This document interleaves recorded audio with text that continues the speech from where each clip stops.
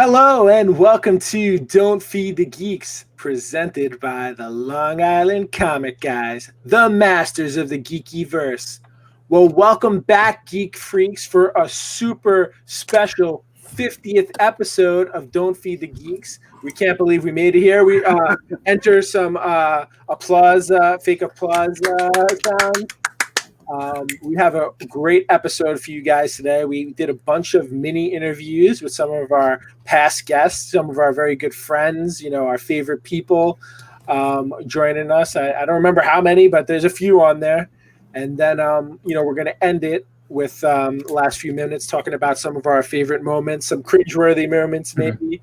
But as always, we're going to start with just a little bit of a shortened geek beat. A little bit. Much to cover.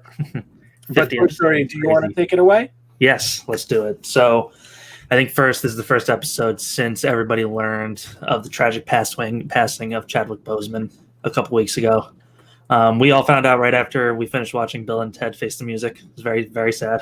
Yeah. But it was such a shocking thing. I don't think anybody really knew that he was as sick as he was. I think there's a couple of images from a couple months ago when he was like accepting an award or something where he looked really thin. So I think people were speculating for a while, but nobody really knew.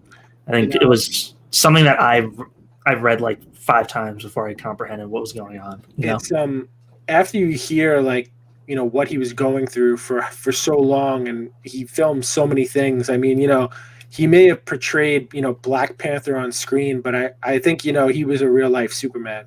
Yeah, he did all those movies during treatment for all this. It's incredible, and the training that he had to go through to be in a lot of those roles. I mean, I respected the guy so much before, and I have the highest level of respect for him. Oh my God, yeah. And hearing, everything he went through, and it's the kind of the crappy part about social media and everything about how people giving you crap for how you were looking, and it does really make you think to give pause before you criticize somebody about why they're looking a certain way. But, yeah, for sure. It's really sad, and we miss him. And from what I'm hearing, I think Disney's going to pass on replacing him. I don't think there's going to be. I think they should. Another Black Panther. I think if they're going to make another movie, I have a feeling maybe his sister may take on the mantle or something like that. But I don't think there's going to be another T'Challa, and I think that's really the right and classy move by Disney if that's truly the way they go. Definitely. I mean, he's just in the couple of years that he's been involved in it, he's done a really good amount of stuff. Between Civil War, Avengers, and his own movie. And he did a lot to inspire people too. The stuff that I enjoy the most is him showing up places and surprising people and kind of being there for other people who are sick. Mm-hmm. And that's really attributes to the immense character of who he was. And I think it takes a strong person even to keep that to yourself. That's amazing, especially in this day and age, JJ. Yeah. I mean, word spreads like wildfire, and it's amazing that it didn't get out there sooner. Mm-hmm. And would it played out differently? Like he made more movies while he was doing that? I don't know, but it's sad. It's sad that he was cut short. So I'm glad he had privacy though. Yeah, it is. Yeah, I get it. That probably would have been so stressful if everybody knew about it and was like, I get it. It's a whole other level, but he became a legend in such a short time with these movies. Absolutely. Yeah. Not to mention all the other things that he's been in besides superhero movies. I mean, he's going to be an inspiration for a whole new generation. So I'm for one proud to have seen it. Yeah. Excuse me. But some more Disney news, right? We got a new announcement that I think we're all excited about. Yeah, Mandalorian season 2 coming on time. One of the few things coming out on time in the last few months. I think October 30th to start streaming. Everything happened, right? Luckily. Yeah, they finished production right before everything happened, so they did all of post from home. Everybody, wow, it's crazy, but. Yeah, that's going to be coming out, and they're still doing season 3. I think they're figuring out how to do it as still on time with as little people there as possible. So it's looking like that'll still come out on time next year, which is good. That's cool. Do we know anything? Do we know any spoilers or anything? They haven't released anything, right? Nothing. No trailer. I think they released one image, and it was him sitting on a speeder bike. Oh yeah, I did see that. A different type of speeder bike, and That's the only image they've released so far. Baby Yoda, like in a saddlebag, right? Yeah. I think so. Yeah, I only saw the speeder bike because it looks pretty cool. Yeah. But there's rumblings out there that some people from the original trilogy is supposed to make some appearances. So we'll see. Not too many of them are alive, so let's see. I know. I don't know. All right, so I think we're gonna do one more thing before we jump into these interviews, right? Yeah. Remind me. How about Dune? Dune. Yes. Yes. I read this book like 5 months ago. This The trailer exploded. Awesome. Oh my god. I mean, I forgot how many people are in this movie. it's a star-studded cast. I mean, it looks amazing. I mean, if he wasn't like going to be a huge star already, I mean, he's definitely going to be one now. This Timothy Chalamet, is that? He's incredible. Yeah, Timothy Chalamet. Him, Zendaya. I mean, Jason Momoa, Chris Isaacs, Josh Brolin. I mean, Dave Bautista. Sorry, Oscar Isaac. Sorry. Yeah. Chris Isaac is a singer. Yeah. Sorry, I don't even know who that is. Wicked Game. But yeah, it's just I think I'm like leaving people out. Like this list is literally that long. It's crazy. incredible. And the trailer is unbelievable. The amount of CG that this thing is, it looks absolutely amazing. Yes. The freaking worm at the oh my god! And I almost crapped myself when I saw that. Like it was like. Did either of you read the book? No. Just like no. You know the thing is too. I actually like reading books after I see movies because I usually get disappointed when they leave stuff out that I really liked in the book. So like I try to avoid that disappointment because I know like it's better when I see the movie and it's like, oh, like then you find out extra stuff. I find that more fun. Or that's a good point. It took me a while to get through. It was good, but it's very, very dense science fiction. So it's not for everybody. But this movie that's how I felt about the original movie. Like it's a tough movie to sit through. Like if you're not it's not bad by any means, but it's like a style that's just not for everybody. And I think this one is gonna take this movie and I think it's a 360-degree turn different movie. Like it looks quite amazing compared to the first one. I don't know. We're gonna see, but I'm so excited for this movie. Agreed. I think it's all agreed. Yeah, I think December is coming out, hopefully. Yeah, hopefully. We'll see what happens. I don't know if theater. I don't know yet. Hopefully, I'll go to the drive-in to see this one. Yeah. I'll do another movie night. We'll get the popcorn. There you go, dude. I'm hearing such good. People loved that Bill and Ted movie. I don't want to get into it. You know, I thought it was okay. I think okay is the best I can give it. But I'm there with you. I can't judge it because I'm not. But. Well, we have a bunch of awesome interviews. We'll tell you who it is before we jump into it. But we have our good friend Tom Travers. We have our good friend Tom Pilari. We have our buddy Jeff. We have Chris Campana. We have Billy Tucci. We have who else am I forgetting? Mike Caro. Undead Inc. I think that's everyone. Did I cover everyone? Did I miss somebody? I don't know. But if I did, I'm sorry. I think you got everybody. I think so. I don't know. I'm crying. Tom Velez! Tom Velez! I'm so sorry, Tom. Please still be my friend and send me art. All right, yeah, but please stay tuned for after the episode to hear some of our favorite moments, cringeworthy moments, stuff like that. And, we have a special dedication at the end of the episode as well. Yes, we do. So please stay tuned and enjoy. And thank you for being part of 50 episodes of Don't Feed the Geeks. Thanks. All right. Well, we're welcoming back to the show today our very good friend, Mike Caro, co-owner of Undead Inc. He's finally back at work. I'm sure he's happy at that after the long layover. But that's what we wanted to talk about. A little update since our very early episode. What were you? You were like episode 6, I think, right? Yeah, really early. Yeah. So we're up to episode 50. So we had to have some of, our favorites come back. And you were the first interview we did on location at Undead Inc. So that was really cool for us. And it was great talking to you. Yeah, it was awesome. Then got to knock back some beers and yeah, it was fun. Yeah, we did do that. We did do that.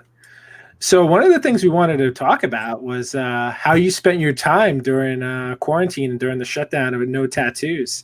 I think we all benefited a little bit from that time that you were not tattooed. What do you mean by that? Something like, can I even show the background? I don't think I can even show the background with all the paintings I did. We've No,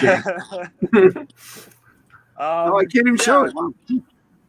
Yeah, I mean, I spent. I figured, they closed up our shop. We weren't able to work, and it was a little bit stressful. But I figured if I'm gonna have some time off, finally in the last 15 years, I finally got a little time off, which I would have had a different scenario for that time off. But if I'm gonna have the time off, I'm gonna try to improve a little bit. So I started eating a little better. Started doing yoga every day. Lost like 40 pounds, and Nice.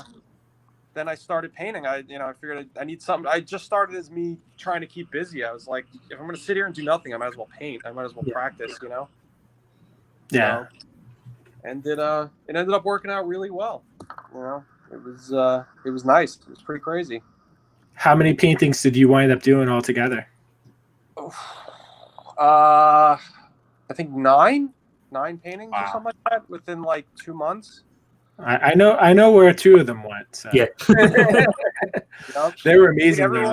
Everyone on here right now has one, right? Yes. Had we do. one of yours, yes. Yep. Everyone on here. Yeah.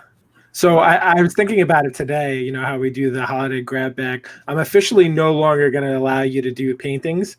If you want to do blank sketch covers, that's okay. But full-on paintings are no longer allowed. Because last year was almost a bloodbath trying to get the Joker. Almost. Well, I made the rule last year. I was like, everyone gets one. That was the rule now. It was like, Yeah, if you already had one, you can't steal it. That's yeah, fair. you're not allowed to. Yeah, you're not allowed to take the painting if you already have a painting. So you have to like, if you really like the character, go for it. But next year it might be someone you like better. So you have to That's roll funny. the dice there. Oh, there you go. There's some of them. Oh, nice. That's Yeah. awesome. Yeah. So, maybe it was more. I don't know how many I did now. I'm trying to think. It was a lot. I did a lot. It's somewhere between 8 and 12. Did you learn anything new during the whole process about the painting? Yeah, I mean, I tried a lot of new stuff. I tried quite a few different techniques. I was trying to do underpainting, which I never do. I was trying different combinations. I tried a whole new thing on mats. I'd never done like a full body, and I did 2 full bodies on mats, which was just something. I was like, all right, I'm just gonna see if this works or not, or if I'm just garbage at this. Yeah, right. That was definitely the most, like, between yours, Matt, and the Gears of War one I did was really, really different. Those were 2 really different ones that kind of definitely pushed me. So what's an underpainting? Underpainting is usually when you do like a black and gray version of the whole painting underneath. It's either you do it with like browns or sometimes with grays, like warms or cold colors. So you do like you basically do the whole painting one time in like monochrome, and then you paint over it with color. Oh, wow. Yeah, which is just not how I usually work. That's pretty cool, though. Yeah, that's how you're supposed to do it. That's not at all how I do it. Like, I work completely ass backwards. Like any version of painting that like anybody tells you how to do it, I don't do it that way. So, Do you have a favorite that you did? Favorite painting I've done? Yeah. Well, that's not fair. I don't know. Huh? The Joker. I really do love that Joker one. It was that was like one of those ones where I was like, oh, I don't know if I want to give this one away. I'm surprised you did. I did it. I don't know if there's one particular one I really love. I only have one of mine like hanging up in my house that I like would not get rid of, and it's not even my favorite. I just hung it up in my house. I don't know. I don't think there's a favorite. That'd be unfair. I think the newest one's always my favorite. So it might be Tessa's at this point because I think the newest one is always like the most advanced version. I love the colors that you did on it. That sky was just unbelievable. That was what, the Superman? Yeah. Yeah, that was fun. That was a really fun project. Like that, putting that all together was fun, and like it was challenging. They're all kind of challenging. I don't paint enough where it's like easy. You probably don't do the same thing twice either, right? I mean, I've done more than one Wolverine, but other than that, I don't think I've done anybody twice. I had to do a rogue painting twice because I just hated the first one I did. So those are the only two I've done. I think twice. I've done You did a few Wolverine. Venoms too, right? I only did one Venom. I did one Venom, one Eddie Brock, Carnage, and then Cletus. And then wow, I did a lot more paintings than I thought. Yeah, a couple months went by real quick, didn't it? Yeah, right. I'm like trying to think how many I did. I like said 8, and then I realized it only takes me like 2 or 3 days to do them. And I'm like, I definitely did more than 8. So do you feel like doing something like that is, compared doing like doing tattoos, that it's somewhat the same? I mean, does it help you in any way? Oh yeah, it definitely helps. Doing painting and it definitely helps me tattoo. I definitely think it's something that every tattooer should do.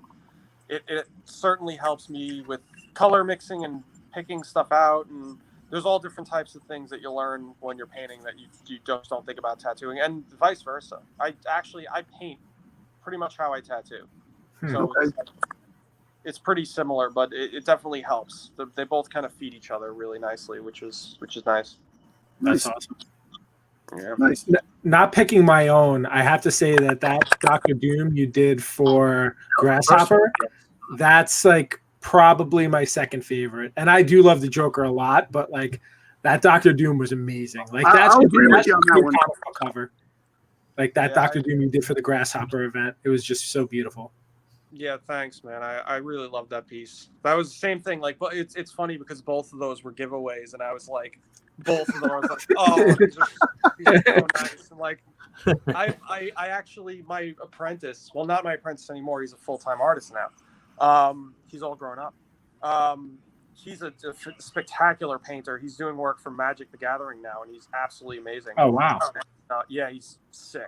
And I actually commissioned a Dr. Doom from him before his apprenticeship started over a year ago. So that was like, I've always wanted a Doom. I always wanted a Doom painting. So that's, I like giving that one away was like, here. It like hurt me to like hand it over to. That's funny.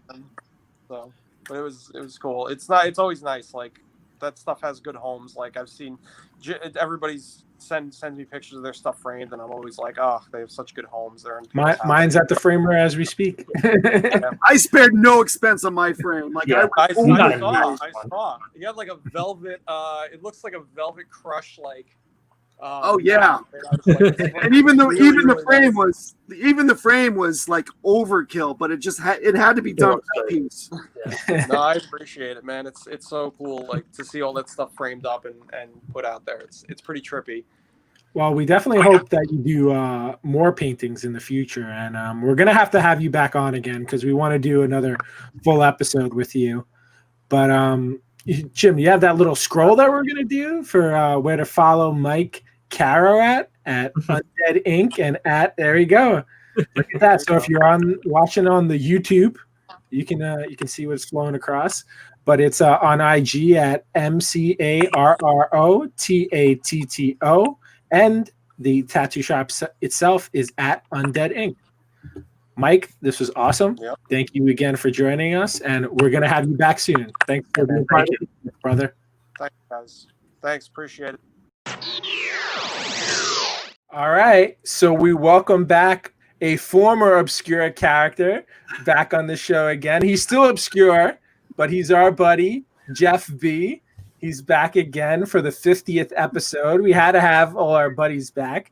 We're going to, talk about what he's up to, what his new obscure obsession is. So without further ado, take it away, Mr. Jeff. How you doing, man? Hey, guys. Thank you so much for having me again. Congratulations on 50, guys. That's awesome. Thank you, Jeff. I honestly thought that you guys would have run out of stuff to say like 20 episodes in. Jeff, that hurts me that you would ever think that I would run out of things to say. Yeah. Find a combination of words in the English language. So Congratulations. Latin, sir. But that is awesome. That is awesome that you guys have come so far. So Thank you. kudos. So what have you been up to? Same old, abiding by the lockdown. Just sitting in and like really diving deep into my DC and Marvel apps.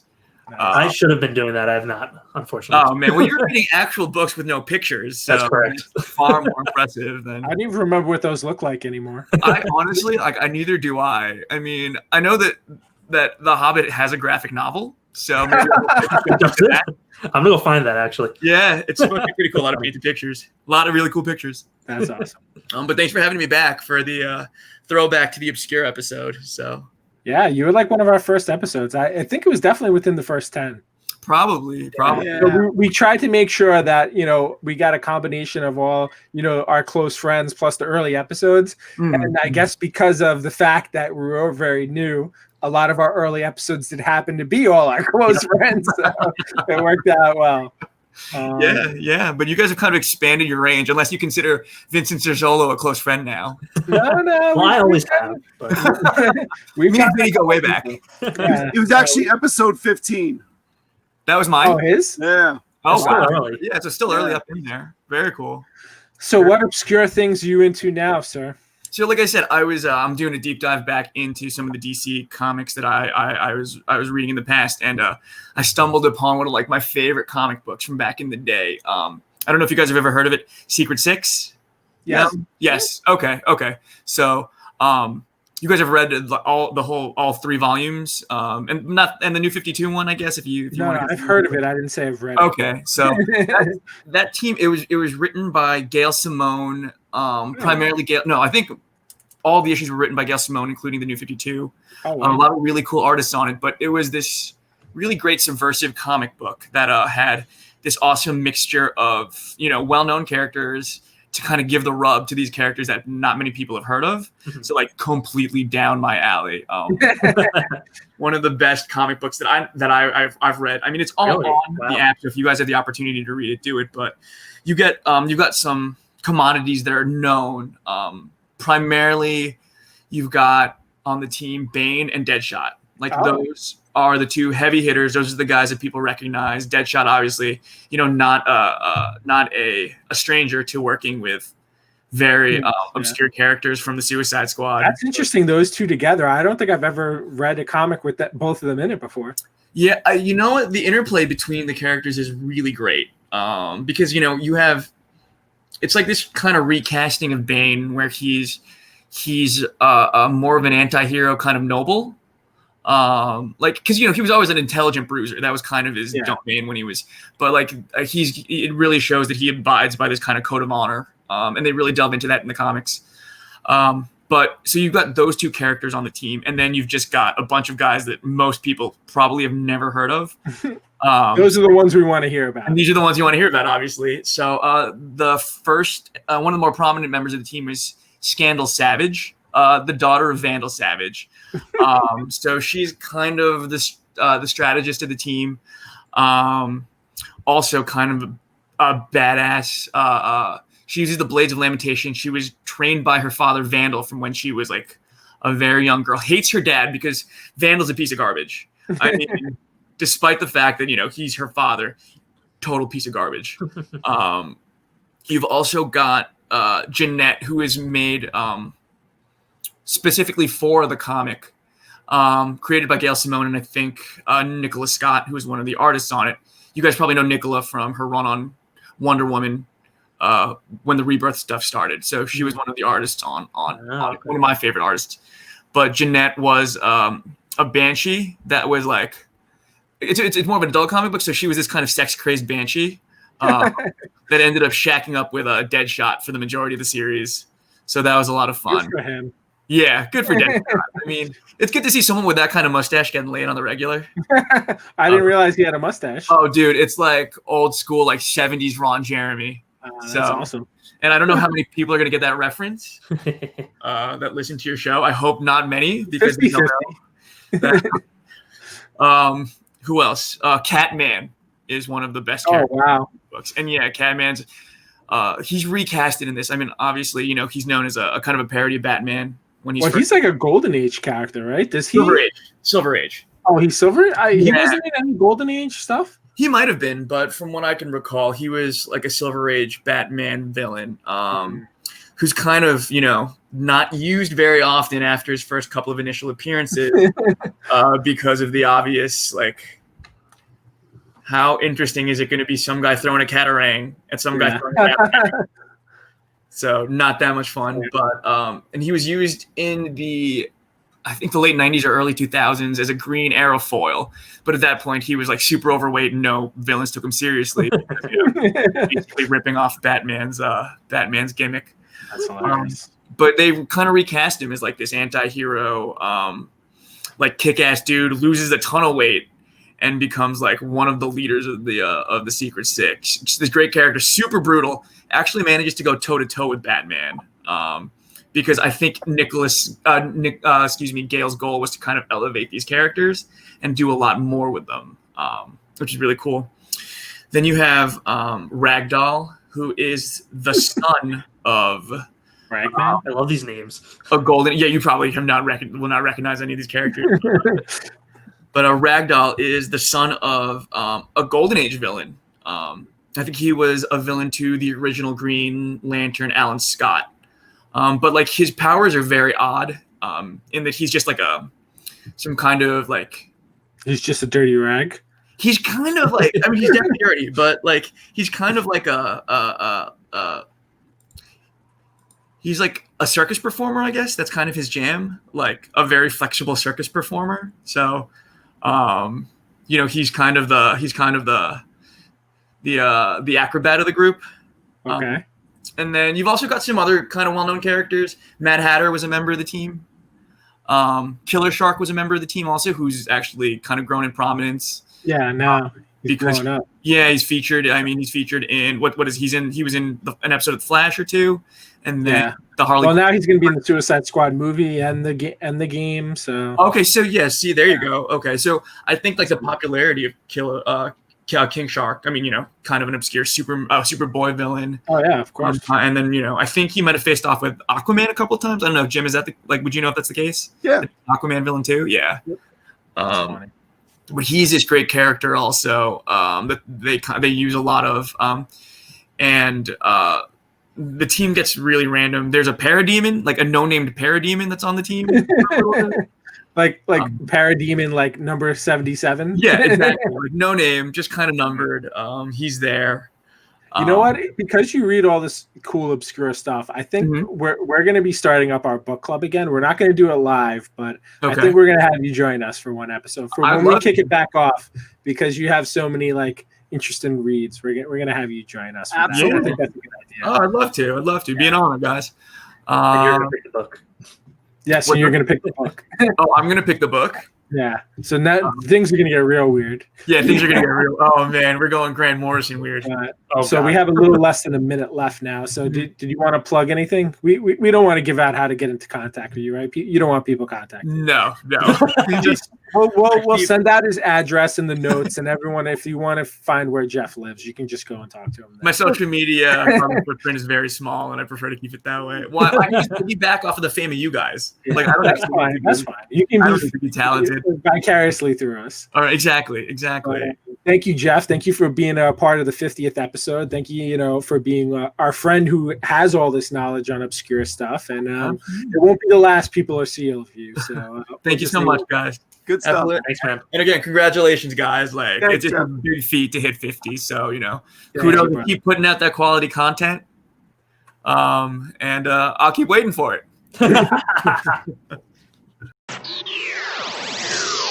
All right. Well, we're welcoming back a very good friend of ours. Comes from a very talented gene pool of people. I mean, his one of his brothers is a pretty amazing musician and DJ artist. Another brother was just in a movie this past summer, King of Staten Island. He co-starred in it, right? Very funny comedian.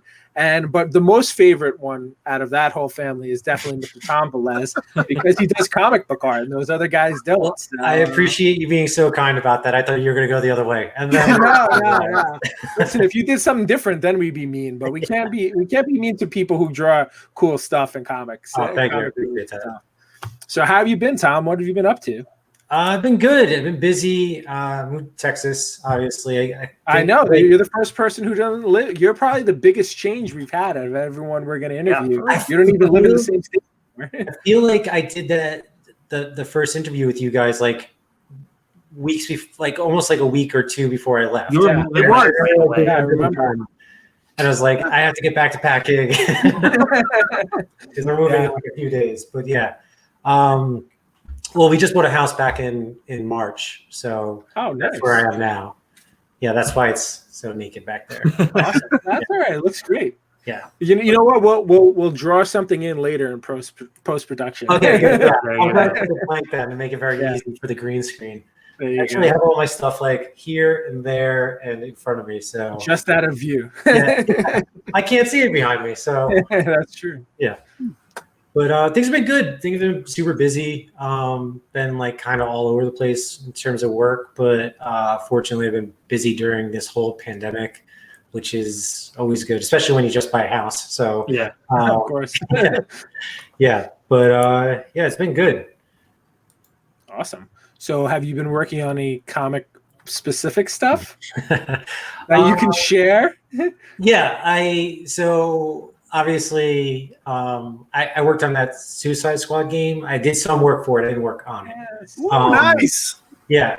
I mean, at this point, you know as much as I do about the game. Okay. Yeah, because I mean, it was very very tight lip, but I got to do some concept art for the ad campaign. So, but I don't know if that's the one they're going to go with. They were happy with it, so they hired me for more stuff like later on. Oh, wow. But so the company that hired me, they were the ad agency, and they hired me for 2 more games that I did work for. Nice. Yeah, talk about it. Nice. That's Yeah. all right. We'll come back to you later when it's time. Yeah, I'll tell you after. That's exciting. So are you allowed to? So when you worked on like the stuff that you did, was it just like kind of background stuff, or was it character, or was it both? It was full blown concept with environments, with like characters. I think I did 4 or 5 of them. I can't remember because the timeline on the project was so tight that I just had to knock them out, send them through, get through on the next one. So I'm confident I did 4. I might have did 5, and yeah, it was like it wasn't just like character design. It was like a full blown like what you would see as like an outside like poster or something like that. Or, That's Well, cool. Well, Yeah. if those do come out, you just let us know and we'll brag about being your friend. yeah. Like we know the guy who drew these. Yeah, I mean, I saw the Superman when they put it out, and mine was nothing like that. So I don't know if continue going with that, but it was a lot of fun, and it was really cool. That's cool. Yeah, Awesome. and I've done some comic pitch stuff, but I don't think it's stuff that it's ever seen the light of day. Yeah, it was for like an indie comic. I had to write down all the stuff I did because I quickly forgot. I'm pretty sure I did this. It's been a long couple months. Yeah, it has been a couple of months, but yeah, I'm pretty sure I did this during our first interview as well. Because whenever anybody asks, like, "So what have you been up to?" I'm just like, "I've been drawing. I've been working." I did stuff. I swear. Yeah. But yeah, I did those 3 video games, and I've been doing stuff for Blue Point again. Oh yeah, I did see some stuff come out for that. Yeah, That was really I did. cool. At this point, it's 4. It was 3 cans for Lit, and then I did the IPA redesign, and I'm going to do more stuff with them, and then more ad agency stuff. I did some stuff for a kids animation studio. That should come Nice. out soon.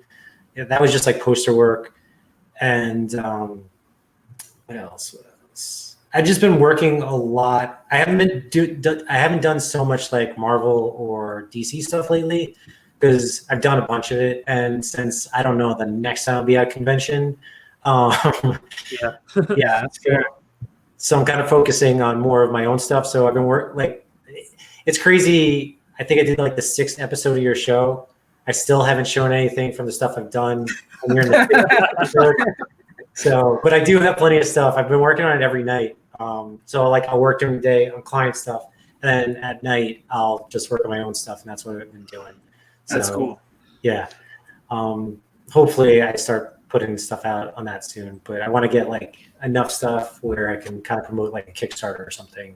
Cool. So this is like a passion project, like a creator-owned project. Yeah. Yeah. Ooh, that I'm So- really excited about. Yeah, I got a whole. You just let us know when it is. That's all we need to do. yeah, that's what you said last time. I've already bought it. I don't even know what it is. I don't even know what it is. Yeah. I bought it already. But, So you can count on us, and we know at least 10 people. yeah. I'll make sure to get some original art your way too. You know, Oh, you guys like things like that.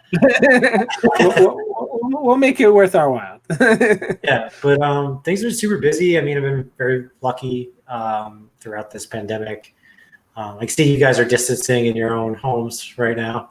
Yeah, we did one show together. Actually, Toy Story wasn't there, but JJ's been working on his studio a little bit. So we had one with one of the other Toms, Tom Polari, Mhm. and we did a quick show there. But we've been trying to be good and stay separated. It's good. I mean, Well, we're the only people that really get together anyway, so it's not like yeah, you guys have dinner every week anyway, so it's just a little stuff.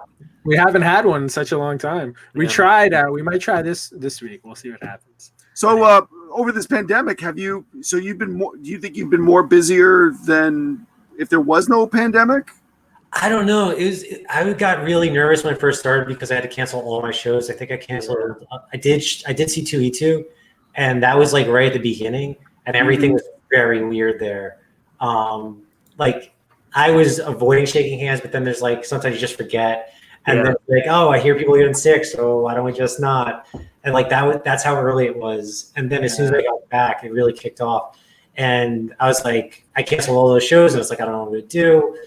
Like that was a source of income, but then I just kept working, and now I was wondering, like, would it have been able to even take all those jobs if I was doing all the conventions? So it's like a weird kind of like back and forth. I've been kind of nonstop, and I'm very lucky. I know that's a very fortunate thing to do, and not everybody has had that luck. But I've been working nonstop, so I don't know if I would have been able to do conventions, and I don't know.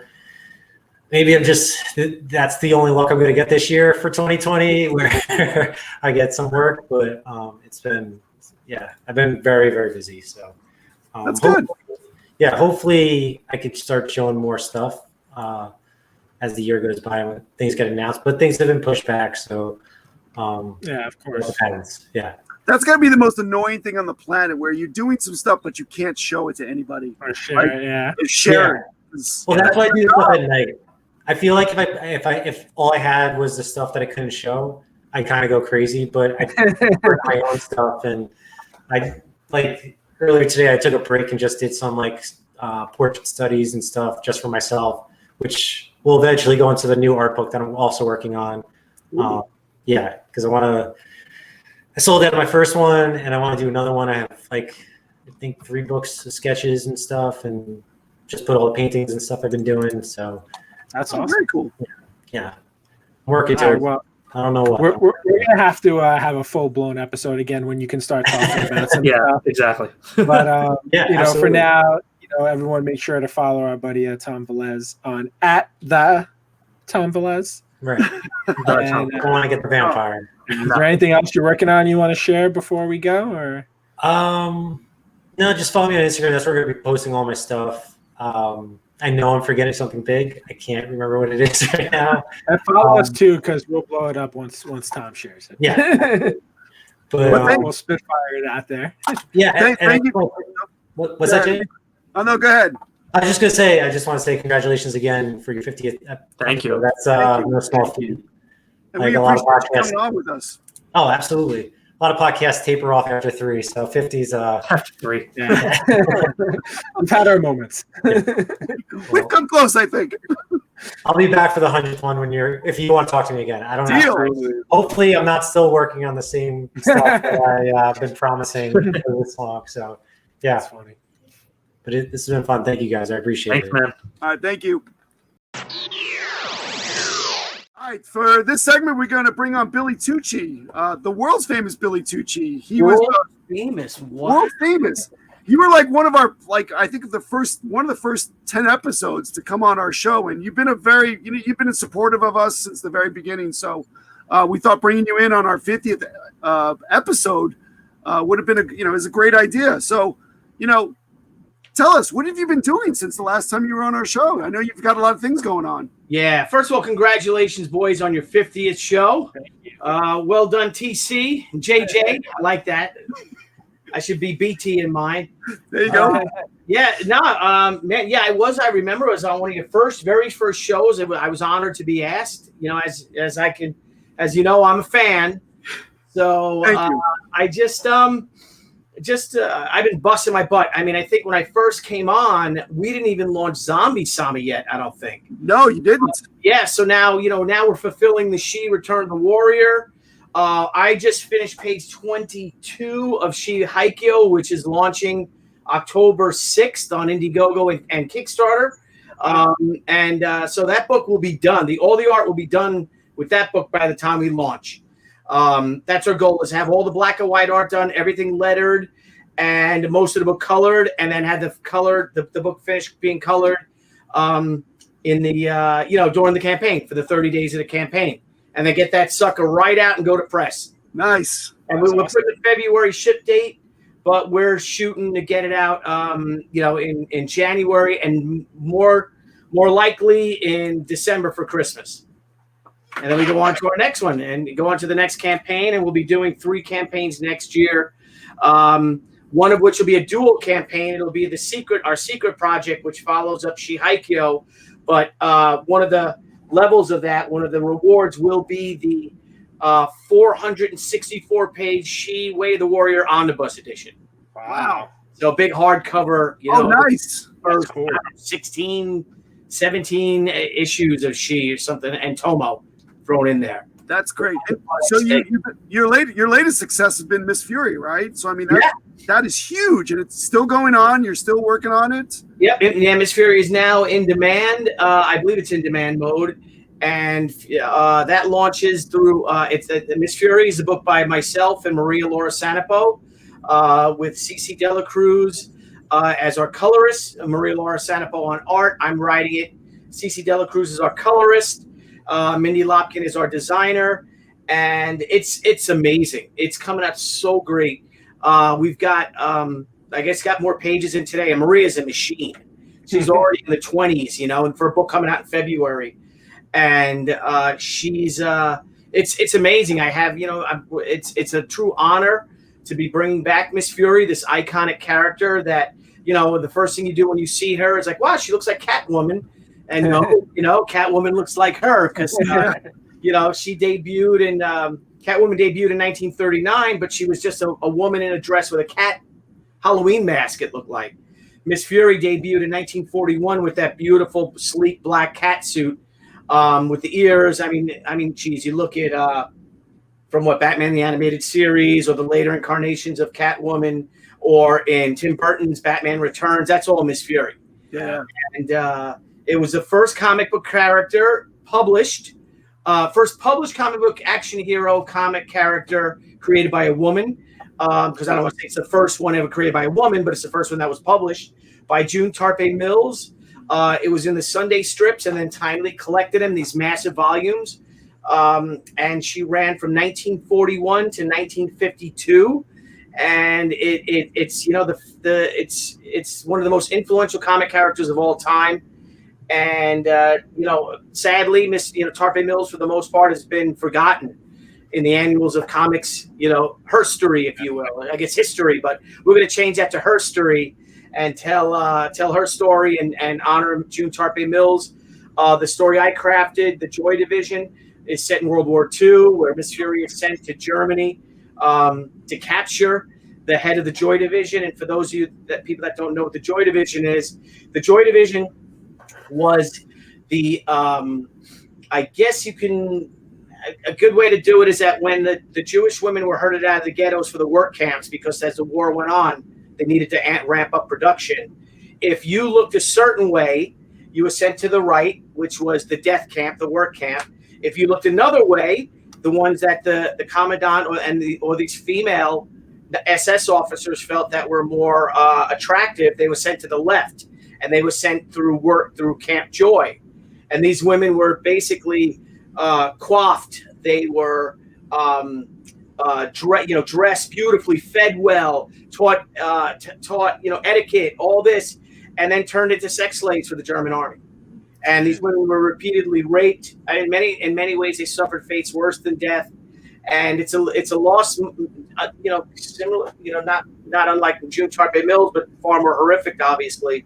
But it's one of the most forgotten tragedies in world history. And with our story, Miss Fury is sent to capture the head of the Joy Division, bring it back so they could bring it back a war crime, so the world could know what they did. Wow. I'm very excited about That sounds like a great story. I can't wait to read it. There's so much great stuff in it.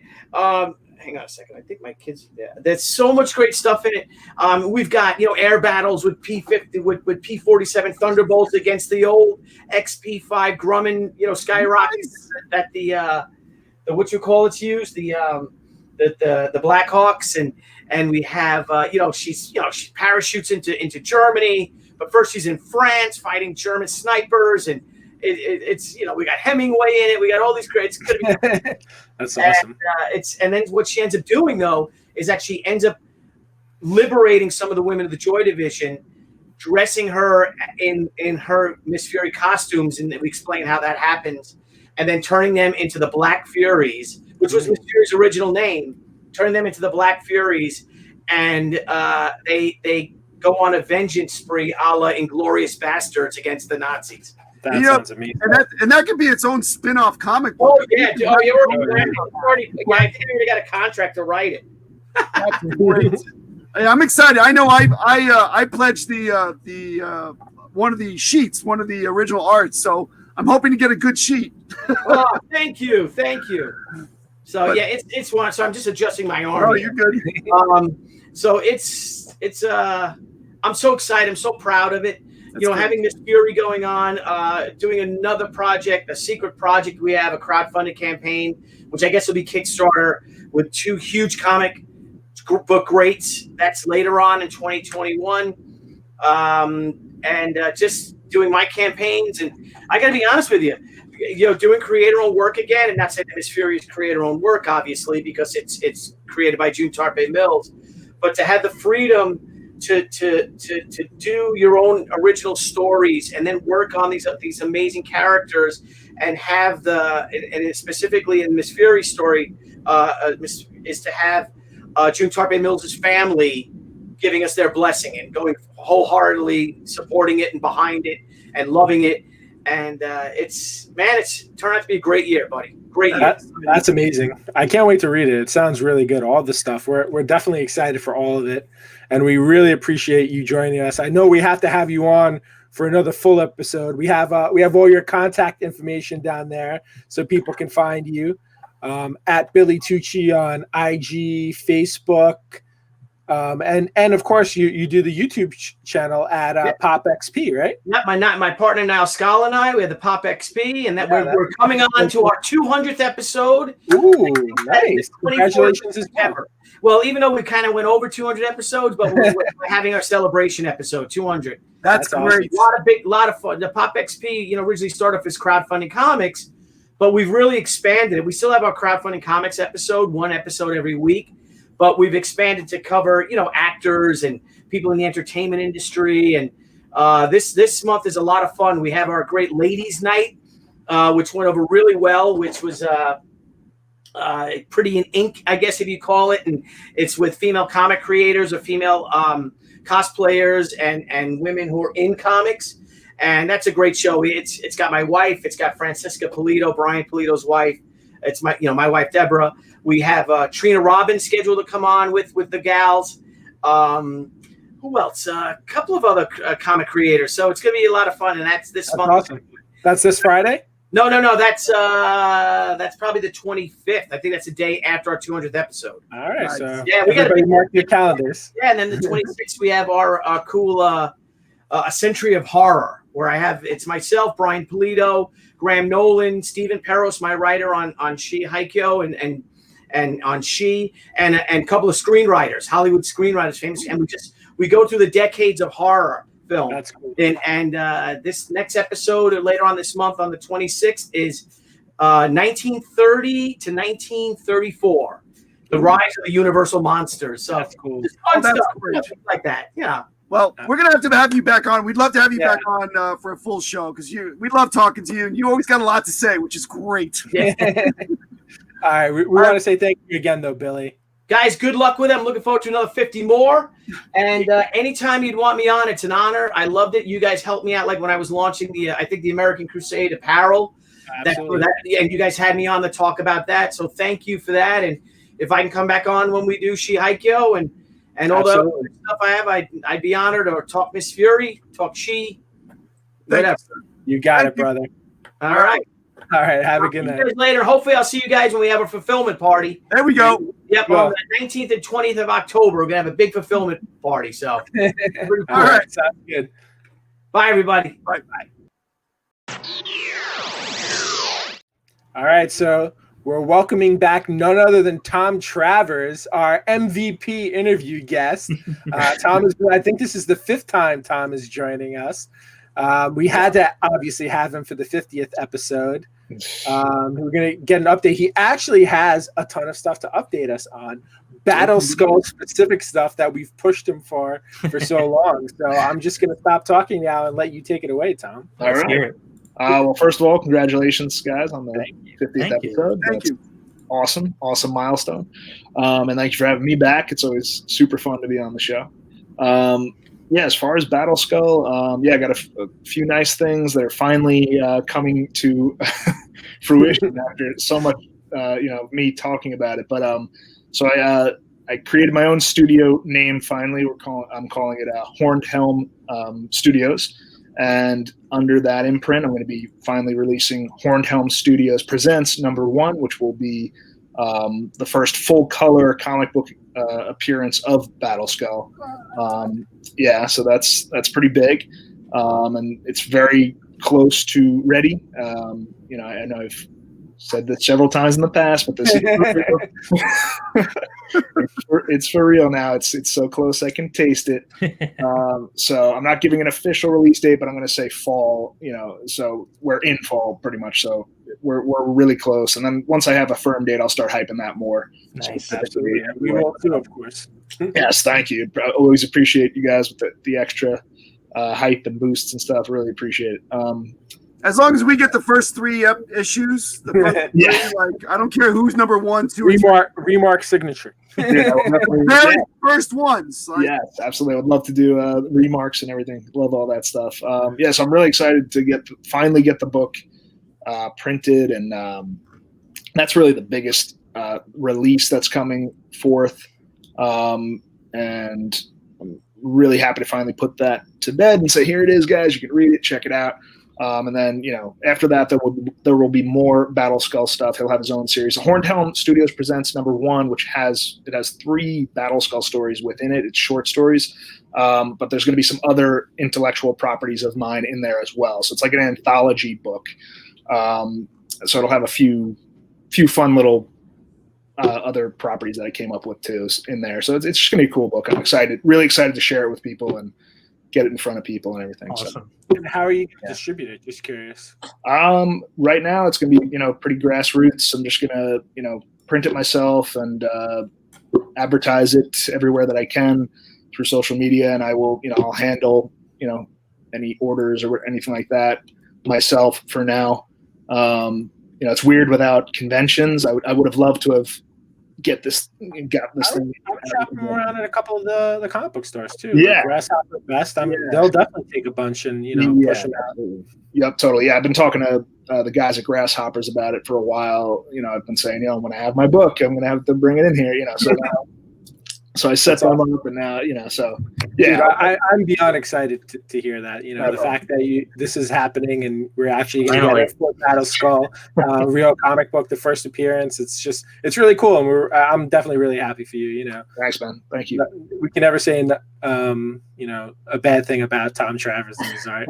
And you are always welcome on the show. I appreciate it. It's always fun. I think we've put out like 7 co-host offers at this point, so right. I think we might be kicked off our own show pretty soon because we've so many positions. But yeah, we love having you on. You have like great insight on the industry as a whole. So thank you for joining us. So much. Yeah, it's always awesome to come on here and stuff. So do you already have a second issue in the works? I've got, after Hornhelm Studios presents #1, I will. My plan moving forward is I'm going to continue to use that title to be like an anthology for short stories and things like that, and then I'm going to do the Battle Skull proper like solo series. That'll be a separate comic book. Battle Skull #1. Yeah, Battle Skull #1. So Nice. that's still forthcoming, but Hornhelm Studios presents has very substantial Battle Skull material in it. Finally, And are you're writing and doing the art? yeah, it's all me right now. I'd love to collaborate with writers in the future if I could.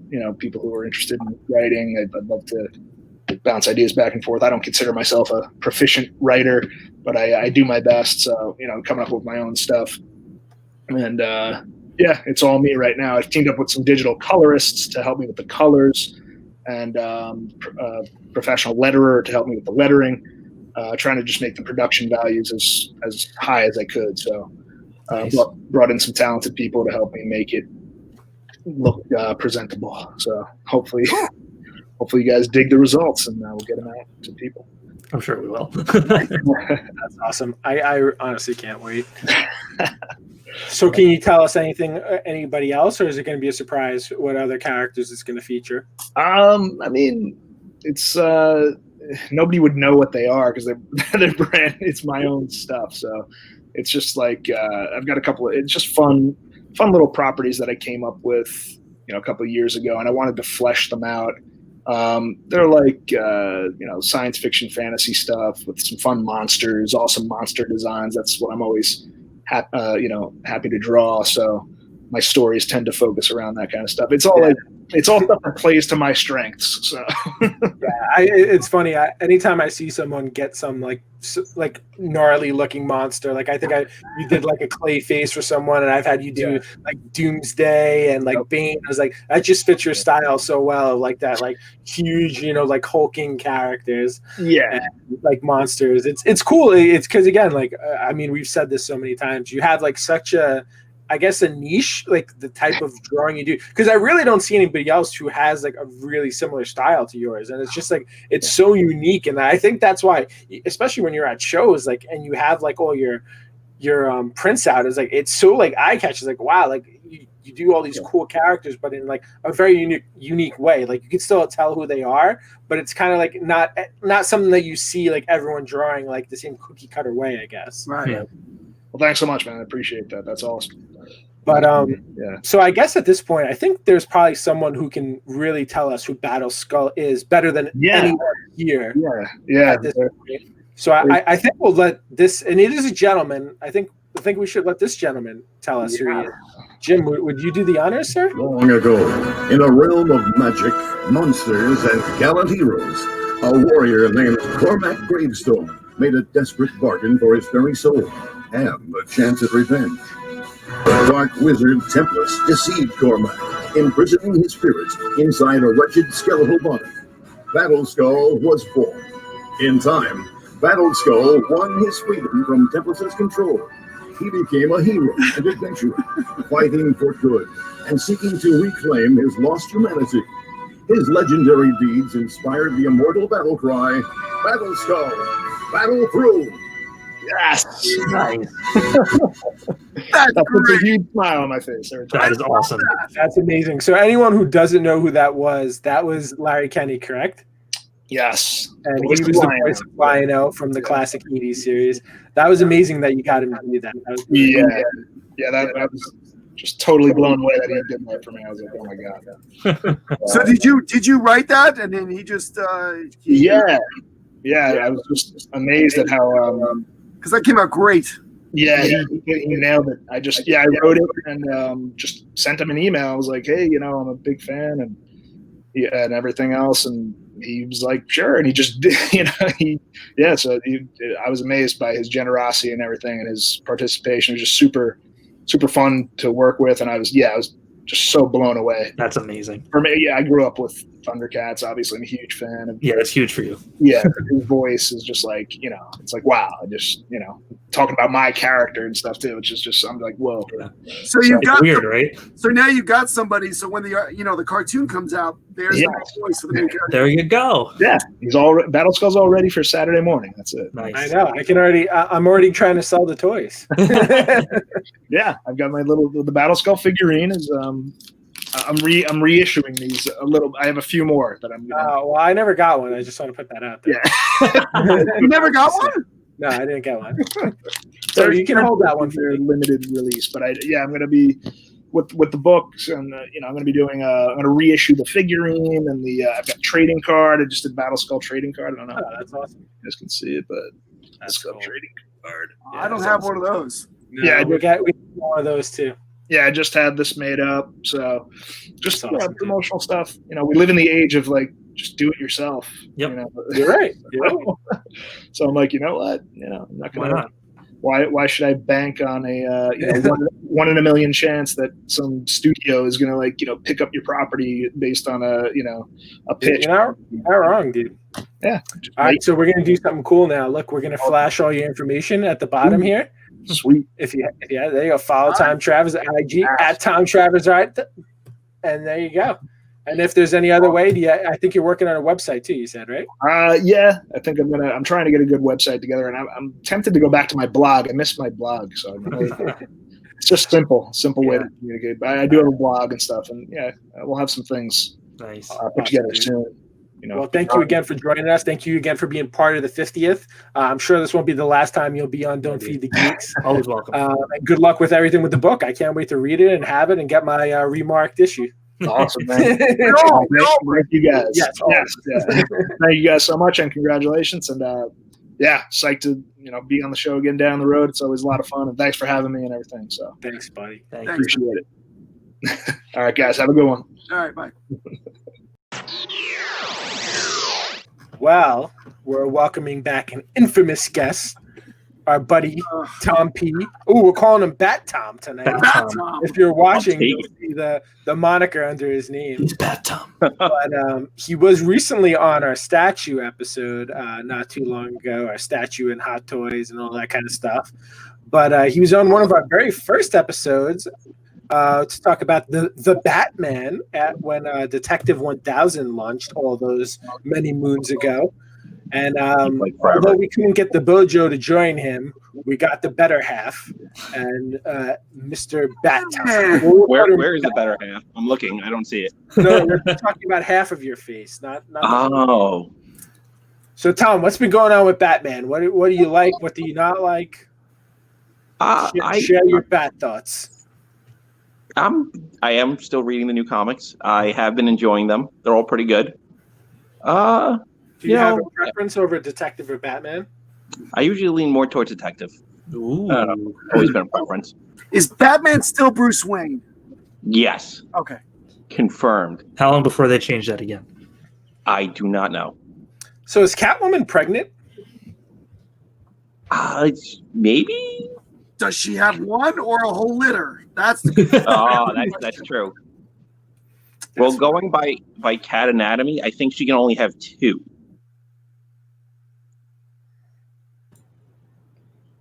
Siamese twins? Could be. Oh, that's You never interesting.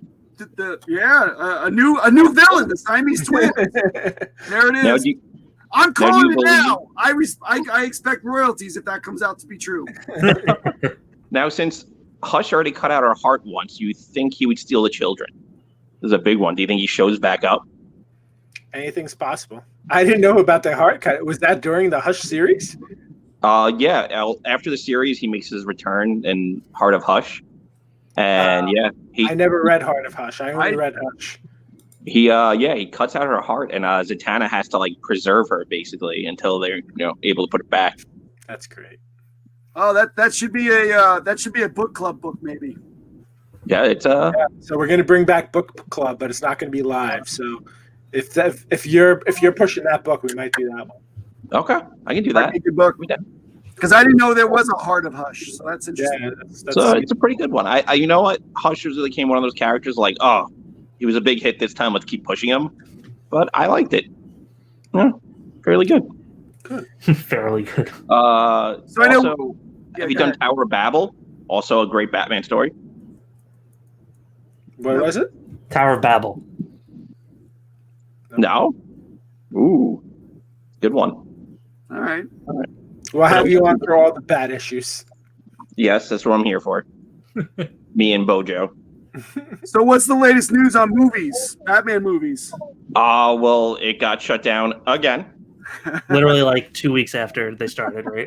Right. They said It's they even. started. Robert Pattinson has COVID, so they stalled production. Hopefully, wishing him a speedy recovery. Hopefully he's okay. Yeah, I hope he's fine. But They never even that officially trailer was pretty sick. Yeah, I'll say to say the least. Did you guys see the capture of Colin Farrell as Penguin? Didn't even know it was him. I didn't know it was him either. And someone pointed out there's an actor. He was on that show with like Michael J. Fox, where he was like he worked in like the lawyer office, like Spin City, or something like that. But there's an actor on there with that. His name is Richard Kind. Oh yeah. I'm pretty sure they could have just got Richard Kind to play that because they basically made look like Richard Kind. I was like, probably would have been cheaper to go this route. I mean, at this point, yeah, but yeah. I mean, there's only so many perfect character actors that you can get to do this. Like Danny DeVito can only show up once as the Penguin. Or he's typecasted. That's true. Just like what's his name can only play the Green Goblin once, and they didn't even use his face. Sadly, Willem Dafoe. Man has a face for villain. It'd be a great Joker. He's got the face for it. Not a lot of makeup on that one. He's already what's his face though? In the Aquaman movie. What was his name? Oh, Volko. Yeah, I don't care. I won't even bat an eyelash. They're like, Joker. I was like, I don't even remember him being Volko. I'm all for it. Go ahead. No, I was about to say you're such a big Aquaman fan. I think you even top Jim in your love of Aquaman. I think so. Let's move on. I have an Aquaman statue back there. You can't see it. The light's not working. It looks like a mirror anyway. Aquaman? Yeah, What? it's mostly mirror. Oh, okay. It's just the one light on Aquaman isn't working. The only one. He broke that. We got some pretty big news about another previous Bat actor might be returning to the big screen. Are we talking about Ben Affleck? Well, yes, apparently, and they are still going forward with the Flash movie, which I think is awesome. They're going to still do the Flashpoint storyline. So we're getting Ben Affleck and Michael Keaton back as Batman. Freaking awesome. Mind-numbing. It's like amazing. Everything I wanted. Do you think they'll do any of the other guys? I don't think George Clooney would sign up for it at this point. No. And I don't Val think Kilmer, Val Kilmer on there. I like Val Kilmer, but he's looking a little sickly nowadays. I don't think he should be. I think they should just let that guy be in peace. No Christian Bale? No. I don't think. I think isn't he going to be a villain in Marvel? I think he's going to get sued. Yeah, he is. I think I'm hearing probably Gore. Really? That's what people are speculating, and that's what I would believe. He'd be an awesome Gore. What movie is he going to be in? Something relating to Thor, I'm thinking, or the Eternals, maybe. I don't know where he's going to show up, but he'd be a great Gore.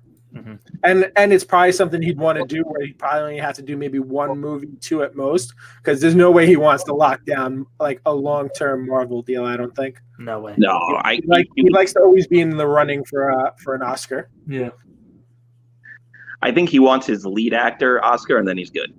Supporting, I think he was a little disappointed in it. But yeah, I'm super excited for the Keaton thing. I mean, I think that if they do it right, they can potentially save the entire DC movie universe with that movie alone.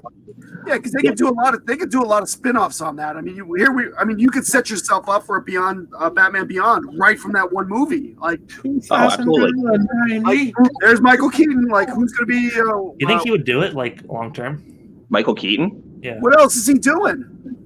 He's got a TV show coming out. Actually, I think. Yeah. I know he's coming back as Vulture, right? In Marvel. He was supposed to. In I don't know if he's going.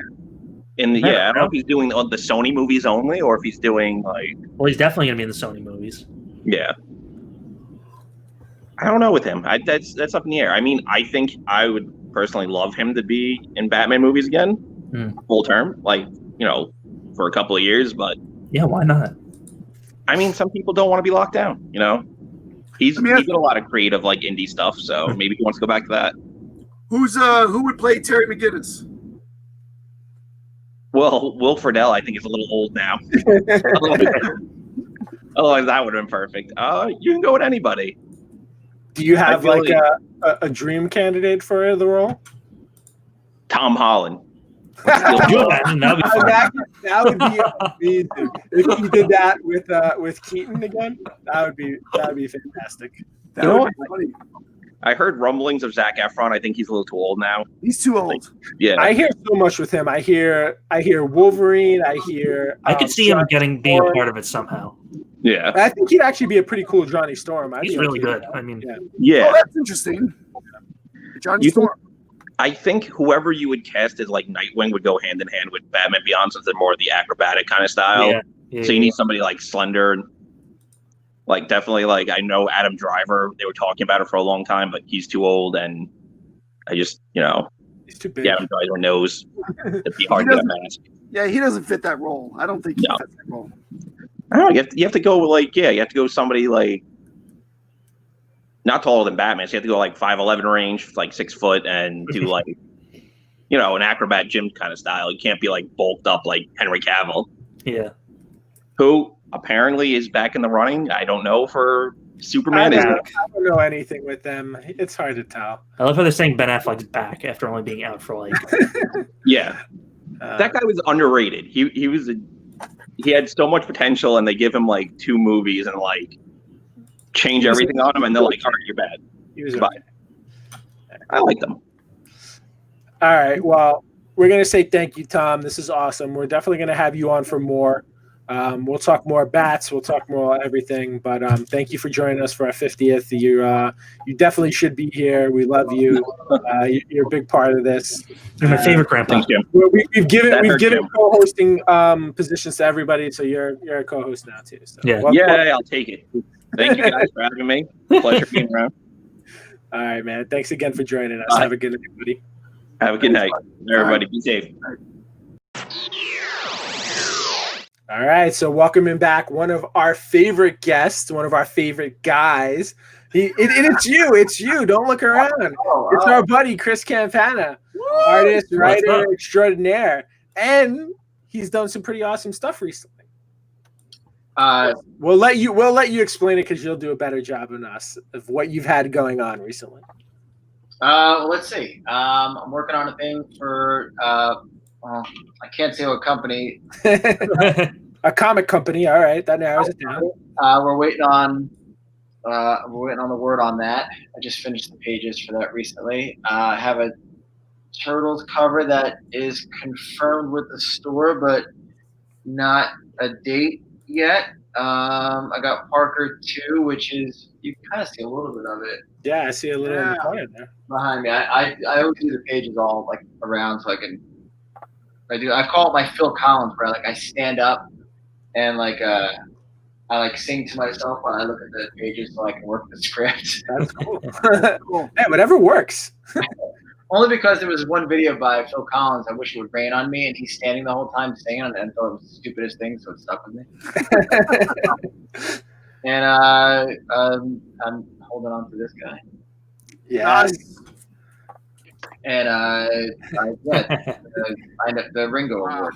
Yeah. Oh, it's green. It won't Yeah, show. you've being a little modest about that. So you were nominated. You had 2 nominations, not just one, right?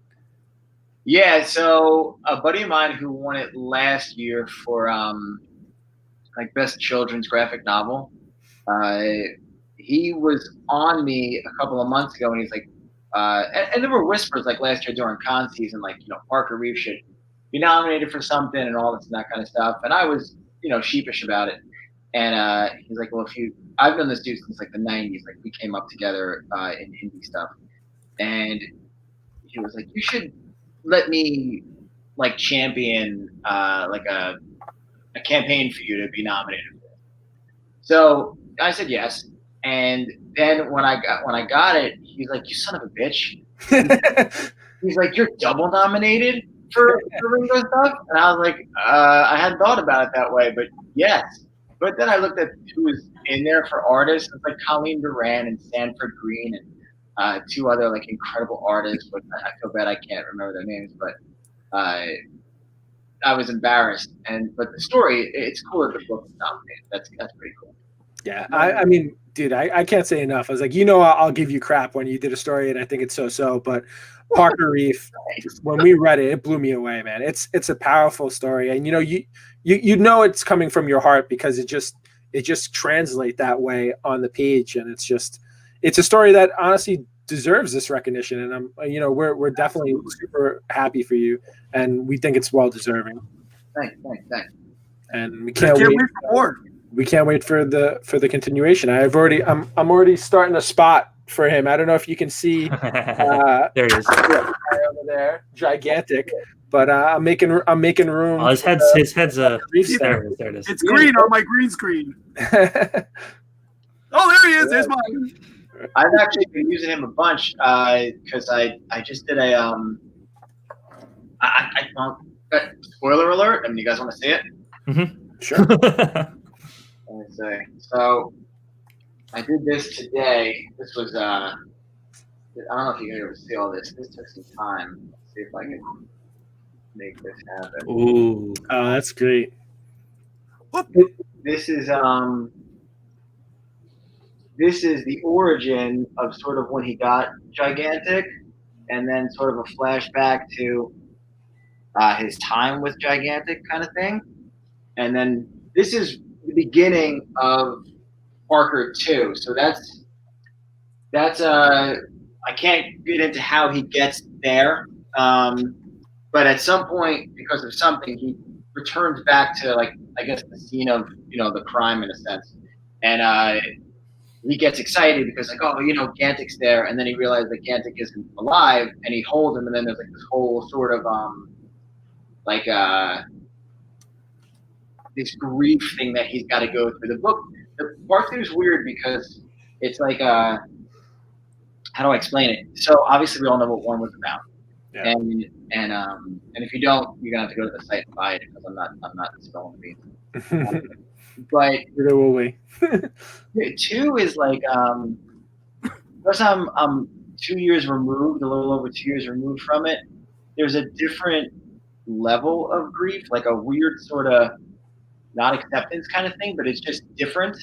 So I'm trying to have Park go through the same thing without it being preachy, and I also have this added burden, which this sounds stupid maybe, but there's like this burden of it impacted so many people, and I didn't even think about that in the first one. Yeah. That's a great point. Yeah, I wasn't thinking about it at all. And now, I mean, there's so many people who message. So I mean, there's over 3,000 of these books out there, which is a lot for a little creator-owned thing. And I'm trying to make sure I balance that, but I don't carry it. I don't write the book because of it, but I have to sort of pay attention to that now. So it's a whole different process, and the book is way more involved. It covers a lot more. I don't know. To be honest, this is probably going to be not a better book, but maybe a better crafted book. If that's possible. Wow. Yeah, okay. I mean, I can't wait to read it. We've told you many times how much we enjoyed the first one. So anything more, kind of diving into that story and sharing we think is really special. Thank you. Yeah. Cool. And the statue looks. You showed pictures of on your, I think it was Instagram, of the statue. Yeah. Of Parker Reed. It looks fantastic. Thank you. It's just absolutely amazing. I can't wait to have that in my collection next to Gigantor. So great. But yeah, the first payment is made. They were pricey, but I thought they were worth it. I don't have one in my hand yet, but it's from the same people who made Gantic, so it should be great. That was a weird sort of thing, though, like approving the paint apps and stuff on that. It's also Surreal? Yeah, it's also, we only have a couple of minutes, but it's just such a surreal thing to think. I'll tell you this: the Ringo thing, and I mentioned it on social media somewhere. The Ringo thing, to Tana would have been the coolest thing ever. That would have been the thing that she would have just been like, "See, I told you." Yeah. That was always her thing. Was you need more recognition. It doesn't matter that you're not working on this. You're just like everybody else. You deserve as much. And I don't do it for accolades, but she, from where her life was and from being outside of the industry, the way she saw things and how she understood the industry, that was a very big thing. She wanted people to acknowledge, in some sense, all the hours she saw me working that nobody saw. Mm-hmm. That's great. Yeah. No, and it's funny because we have like all these friends, and like you're probably getting more recognition than some of even the other ones who's like, we see the work they're putting in, and it's just like, oh man, like I just wish the right person would see this and just realize like how incredible it is. And it's just it's literally like the lottery sometimes, hitting the right thing and having the right people look at it. But we're just super excited for you, man. It's just awesome. And the fact that you're a Master Universe fan too, that helps. So the Masters right now. That's awesome. Is that Triclops? People in Triclops Attraction on Beastman, I'm doing this sort of thing where like 4 of them are sort of in the hallway of like the castle. It's just a pinup thing I'm doing for fun while I take a break from commissions and pages. You need sometimes you got to remind yourself about why you draw. Sometimes you got to draw fun stuff because pages they get heavy. You don't want to do too many like rock formations. I'll tell you the truth. I made sure with Parker too. There's a lot less rock stuff. Like it starts out because you want to be in the same environment, but there's a lot less. Man, I got tired of drawing rocks. Something's wrong. But actually, Dash was like, my colors was like, can we do not rocks? All right. That's funny. Yeah. Well, wait, before you guys go, this is a thing now. You guys, it's a cool thing. Yeah. Pretty big deal for us. Who knew we would make 50? Yeah, right? Yeah. It's just the start. Yeah, it is. We're ready for 50 more. We got some more stuff planned. We're video now. We do video stuff. So we got a YouTube channel and everything. We're expanding that. We have your information flashing across the bottom of the screen there. Look how cool. Yeah. we're trying to be grown-ups. This doesn't say double award like Ringo nominated. Yeah. Jim wasn't aware of all the extra information. He's still mad that you sent him a merman instead of Aquaman. That's why I did. That's why my green screen doesn't do it justice. That's totally why I sent it. But I love this story. It was a great story, by the way. You like it? I did. I really did. I honestly did. Thank you. Chosen was good too. I mean, listen, there's a lot of stuff. We have to have a whole full episode. After you win the Ringo Award, we're going to have you back on for a full episode. Is that like me telling me I haven't missed a field goal in 26 Don't worry about it. You've already won to us. All right. Thanks again, though, Chris. We appreciate you being a part of this 50th. It's really special to us. Yeah, Thank you. Thank you very much. And congratulations with everything. Absolutely. All right, I'll see you guys. Cool. Later. All right, guys. Welcome back to us. We were there before, but we're here again. Thank you to all our friends who really were a part of not only this 50th episode, but previous episodes as well. We would never have in a million years thought we would have got to 50. And the fact that these people took 10 minutes or some a little bit more, some a little bit less out of their time to just be a snippet of our special episode was really big for us. And we love all those guys. And next year we'll get some girls in there, we promise. Yeah. We did too short notice. girls would have been like, "Oh, my calendar's already booked." So Yeah, and who a lot of podcasts don't make it this far, so it's I'm grateful that we've lasted this long, and We stuck it out. Yes, again, we did. I'd like to get to another 50, so absolutely. it's good stuff. But we're gonna spend some time reminiscing now on our past episodes. I think we're gonna start with our favorite episodes. Some of the things we'll talk about may cover multiple categories. But does anybody want to take it away first? Our favorite, favorite episode overall. It doesn't have if it's an interview, it's an interview. Yeah, so I that later, but I actually loved the Jimmy interview we did. Jimmy Palmiotti. Yeah, That was big. That That was a great interview, and he's been a friend. We've known him. We've known him. We've met him a few times. He gave us a private tour of the Harley. That was awesome. Events at the DC, at the Comic-Con. So, and he's friends with our friends. He's just a great guy to talk to. And then we got to see Amanda there for a few seconds. And in the background. I'd love to talk to him more. Have him on the show again. But I just love that interview. I love that show, and there's other shows that were great. I should have said my favorite episode was the one my wife was on. Mother Dragons. That was a great episode. Now it's too late. I've already texted her. You didn't choose your episode. That was the past May the 4th episode, right? Yeah. Yeah, that's the one. That was a good one. Too. But I spent a lot of time on that episode. Yeah. You did. That was good. But yeah, that was my favorite. I enjoyed that one. Nice. That was good. What about you, Toy Story?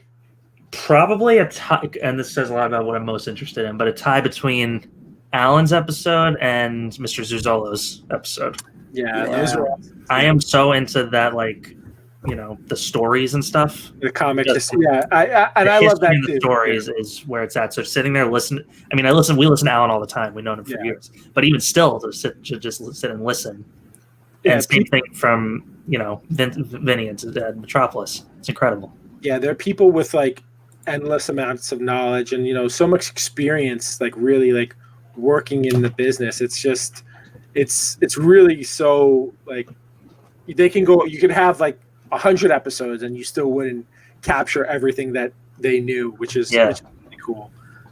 I'm probably a different direction, but one of my favorite episodes is actually the Kristen Gudsnick episode. That one was really good. I feel like that was the first time that we really, at least on our end, we really had a great episode. We all performed well. The questions flowed well, and I felt so happy after that episode. I felt like such a professional. Because we could actually interview. She did a great job, because sometimes it's hard. She was very forthcoming about all the information about the book, and she explained everything so well. And I learned so much from that episode. Yeah. And we did homework for that. We read her books. We read the books. We really prepared for that I show. would have normally read, and I enjoyed the books that I read. So that was really and I think it was a favorite episode because of what came out of it, really, and the content that we got, and that was fantastic. Just really getting the chance to talk to her. That was that kind of one of our first interviews? It was an early one. I don't think it was the first interview we had, but it was probably within the first 5, I would say. Yeah, it's got to be. Yeah. But let's move on to memorable moments. Does anybody have a particular memorable moment, within an episode? I would say the Metropolis one. We got to walk around Metropolis, his office, and the back. When he was pulling out 6, 7 Avengers #1s. How could you not forget something like that? That was just amazing. Would have been better if I was there and got to feel all that. Yeah. But to be walking around, he's just this is this, and this is, I got this. And it was not a big deal for him, but a big deal for me. And I think a big deal for us because we got to see this. Mm-hmm. It was amazing. And I think that was our first episode where we recorded video. Right? Yeah, it was one of it is. Yeah. So, that makes it even more memorable because that was, the starting point of us kind of transitioning to video, and it was great. And that was at the very, very beginning stages of the whole pandemic too, So it was a whole trifecta thing of everything going on. Yeah, we've really rolled with the punches. So we have, good for us. But yeah, that was what about you, Toy Story? You have a specific memorable moment? Yeah, being at the tattoo shop and doing it on site for the first time. That was cool. Yeah, I would. First of all, that tattoo shop is awesome just to hang out in, but to set up the table there and like talk with the microphones. Well, now we know why Tom Polari spent so much time there. Yeah, we totally. But yeah, that was cool to like actually bring ourselves somewhere, you know. Yeah, and I hope we can, eventually do that a lot more again. That's fun. I love the on location stuff. Yeah. I mean, we've been talking about, since we started this, maybe one day doing it like at a con. Yeah. Like that'd still like be awesome if we could just like bring people over and randomly, interview them. I think that's going to be like that'd be one of my dream things to check out. We'll get there. Agreed. Nothing stopping us but Corona. I think my memorable moment will probably come up in both of your cringeworthy moments, but oh yeah, I love the "We Didn't Like Captain Marvel" song that I did. I was like, I gotta tell you, like, like I'm hard on everything, and I give everybody crap, and I'm hardest on myself. And it was one of the few times where I kind of patted myself on the back. It's like, I think I did a pretty good job at this. So, that was you just from reading that, you could tell how much work you put into that. I spent all of New Year's Day working on that, so it was. I'm really happy that you guys played along with it. That took me out of my comfort zone. I tell you. I know it did. It was fun. I think it was one of the last ones we had Bojo do with us too. Yeah, so that was awesome. It's I like doing fun things like that. Different stuff. One of my big things about us is like I don't want to be cookie cutter and do what everybody else is doing. I want we want to stand out a little bit. We want to give our thoughts, and sometimes they're the same as others, sometimes they're not. But that's something that I think is fun, and I want to do more different stuff like that. Yeah, more different stuff. That's right. Yeah. All right, so even though I think mine kind of hit the Kristen Gutznick, I think that would probably cover my favorite interview because it was like the first one that I really think we did well on. But what about you? Do you guys have like a favorite interview? Well, I'm going to go back to the cringe moment because I didn't do cringeworthy moment. Oh shoot! I am so sorry, guys. Yeah, no, it's all right. We didn't do cringeworthy. We didn't do cringeworthy yet. I'm sorry. No, we didn't. Let's go to cringeworthy. Yeah, because this is pretty easy for me, and we've grown a lot since this. But I'm going to say it's our first episode. It was tough to get through that. One thing is I don't like to talk about, I have an issue talking about myself. We're a little looser now. Absolutely. But there, my sphincter was tight. You know what I mean? Like it's nerve wracking. Like I don't speak in front. I'm going to piggyback off of that and say, for me, it's the second episode where I did the intro and totally screwed it up. And that's the first episode that you see whenever you look up this podcast. So, is that the bonus? Yeah, the movie one. Again, you're not talking in front of people, but you kind of are. And it's going to be. Yeah. I've always been scared of doing that. I was a sales guy for a while, and I hated talking in front of people. And it's it's kind of like the same feel, but it's not because I'm talking to you two. Yeah. But people are watching this, so it's my cringeworthy. That first episode was just, it was so awkward, and I think you're very stiff. Stiff, yeah. So, but now it's gotten a lot better, I think. Oh yeah, 100%. Even like, I can say you can tell in those early episodes that JJ is very uncomfortable. Yep. And he's just like, he's like fumbling over his words, and he's just like, you can I can tell the moment your sphincter. Dude, me too. I barely wanted to talk. And we were doing video then too. Yeah. So you can only imagine what that would have looked like. Yeah. Yeah. So it's much nicer when we're at this spot and we're comfortable. Yeah, no, it's definitely like night and day. I will tell you difference. I will though tell you that I'm more comfortable doing video than I am just doing the audio. It's kind of strange. I don't know why. Yeah, psychologically, it's they're two different entities, but it's comfortable doing the videos. Yeah, I like doing the videos. Yeah, me too. What about you, Toy Story? Do you have a cringeworthy moment? I like the bonus episode, too, by the way. What's that? I said I like doing the videos too, by the way. Yeah, mine was the bonus episode where I flubbed the intro. I have to listen to that again. Please don't.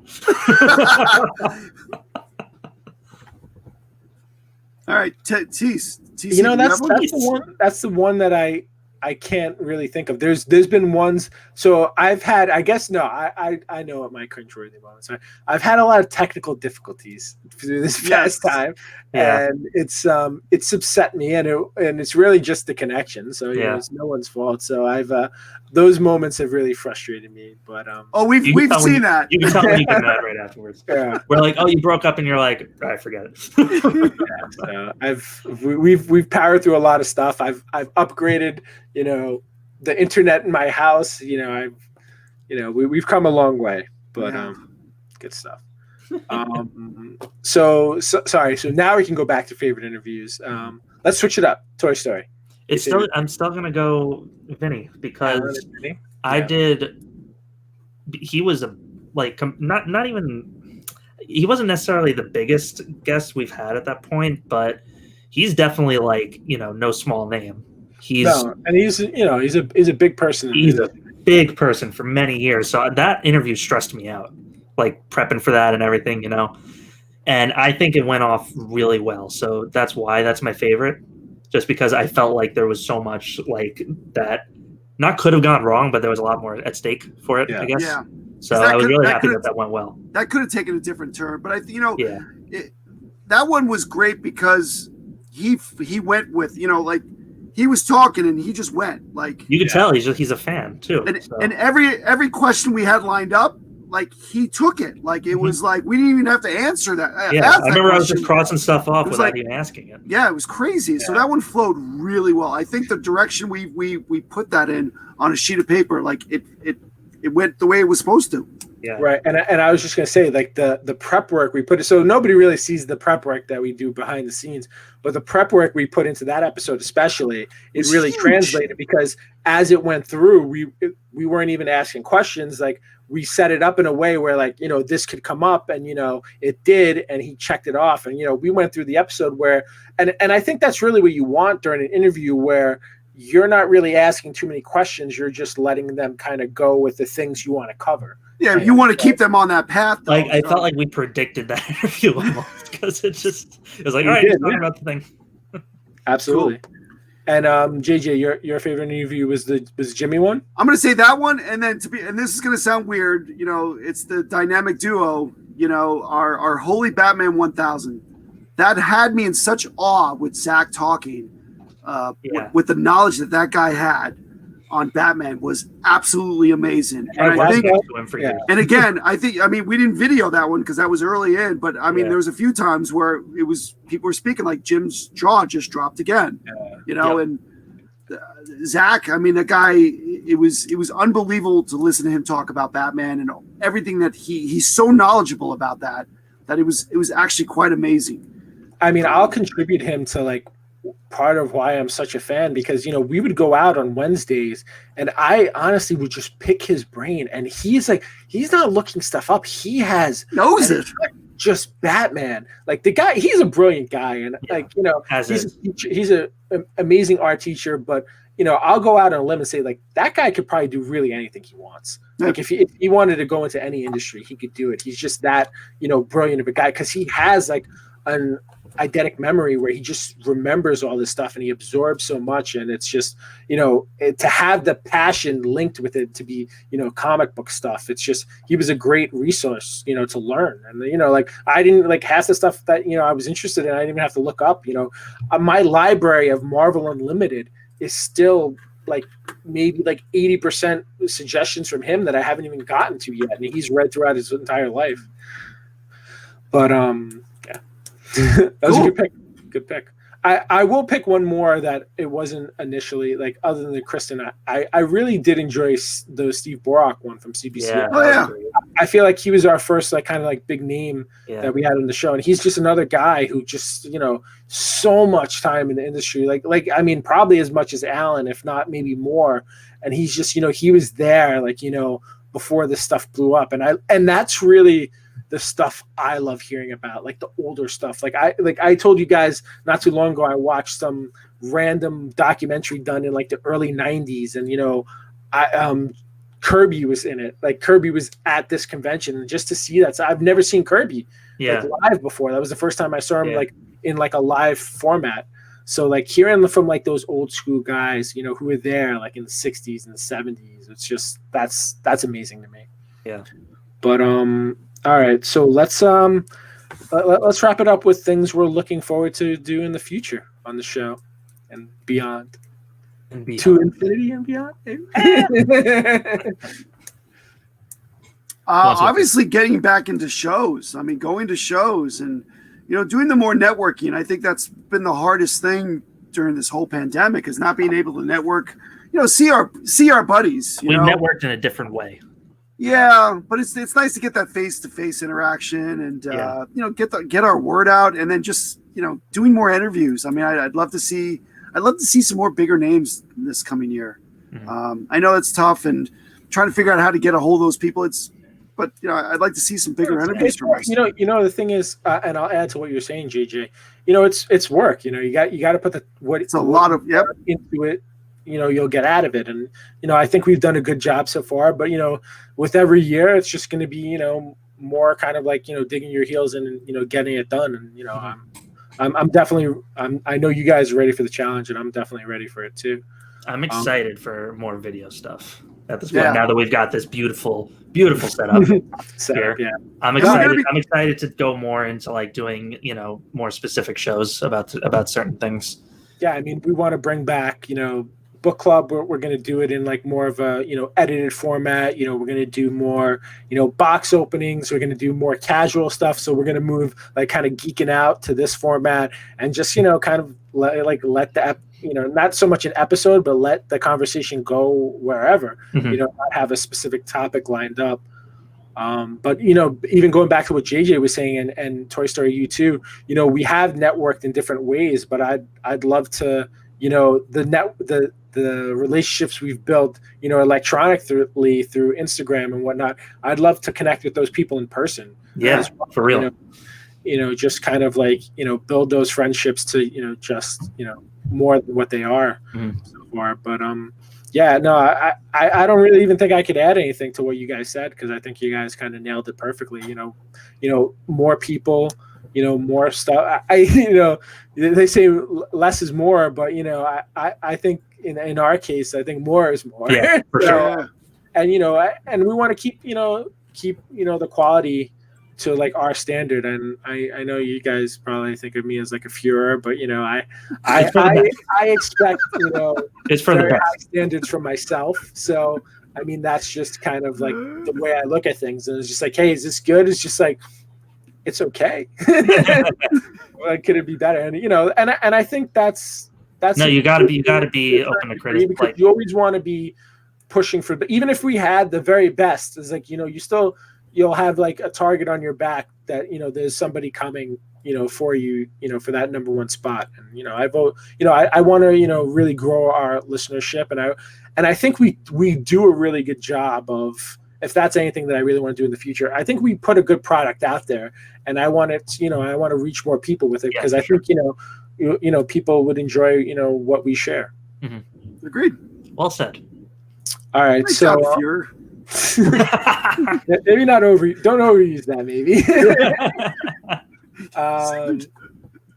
But we do want to one of the interviews we weren't able to do today, sadly, was with our good friend Tom Milletta, who was the owner of Best Comics International. He passed in early May, on May the 4th, sadly enough, so it's kind of a day we'll never forget. So we want to dedicate this episode to his memory and kind of, not end it with the normal quote from Jim's son, but with, a quote from the interview we had with him, back in early 2020. So we're going to close out with that. And we want to thank everyone again for, being a part of 50 great episodes, or, 50, maybe 30 great episodes, and, hanging with us for the first 20. And please, we got a little ticker on the bottom now, so you can follow us on LI Comic Guys and Don't Feed the Geeks. And we appreciate the interaction, honestly, guys. If you enjoy it, obviously subscribe here on YouTube. Click the like button if you're listening to this on a podcast network. Subscribe. Give us a nice review or a rating. We'd really appreciate that. Yeah. But we just want to really say thank you to everyone who's been a part of this and supported us along the way. And we want to close this out again with our friend Tom Moletta. Oh, this is going back a long time now. I had to be about 7, 8 years old. My parents took me to my great aunt Goldie's house for Christmas, and while all the adults were in the kitchen, I was out on the couch next to the Christmas tree reading the classics comics that their son had left out.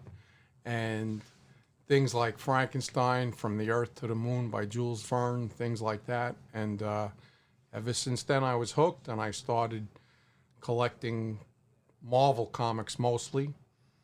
I dabbed in DC, when I used to go for my crew cuts with the bazooka bubble gum.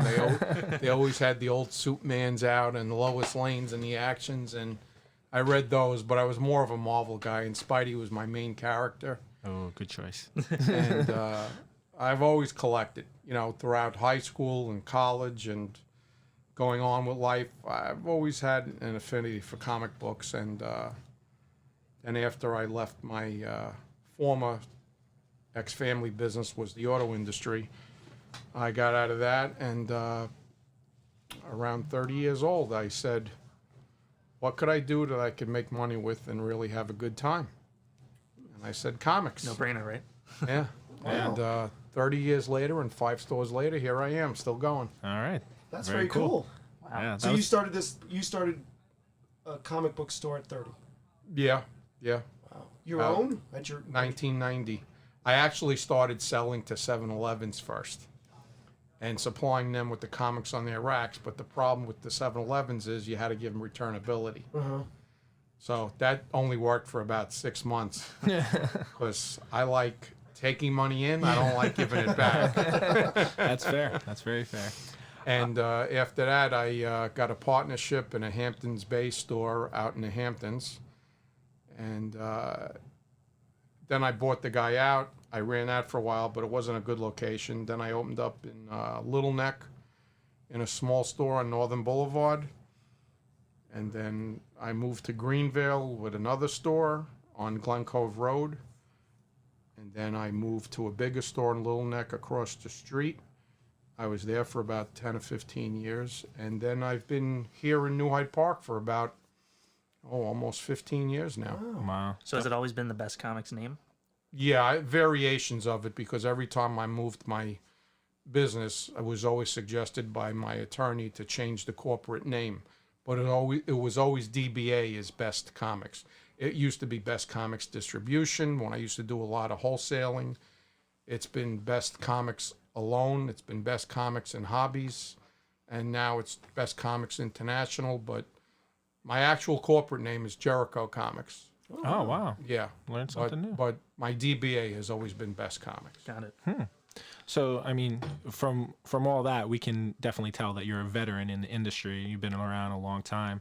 How many of the shops since you've started would you say is still around? I've seen them come and go. Yeah, Only sure, a right? few. Yeah. And I think a lot of it has to do with the fact that I've always been a businessman from my stepfather. He taught me how to run a business when I was 16, 17 years old, even before I went to college.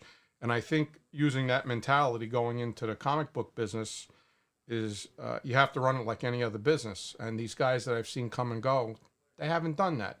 You can't walk in, I used to walk into comic stores when I was a kid, and there was sawdust on the floor, a couple of lights up on the ceiling, and the comics hung on the wall. And never in a million years would I think I'd have a comic store, but I always used to say, walking into these stores, and Mike's Comic Hut was one of them in Flushing. And I used to walk in there and I just go, boy, if I have a comic book store, my store would never look like this. No, that's one of the things I've always said about your shop. It always looks clean. Like we're here all the time, so we see people Thank you. constantly cleaning, constantly vacuuming.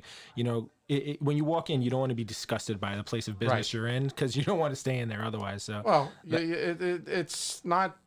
It's just I've learned a long time ago. Somebody walking in that's going to drop $500 or whatever on a book or on a statue, they don't want to walk into a store that doesn't look well. Yeah, like if they're spending that kind of money. Yeah, you're 100% right. I think that's the right way to do it if you're going to do it. Well, it's worked for me. I mean, so far, like I said, I've seen them come and go, and there's a few guys still around, like Fourth World Comics and a couple other guys, but they run their stores the same way. Yeah. You know, Glenn at Fourth World, he's a friend of mine, and he's just, I respect him because he runs his store like I do. He's got a really nice, clean, neat store too.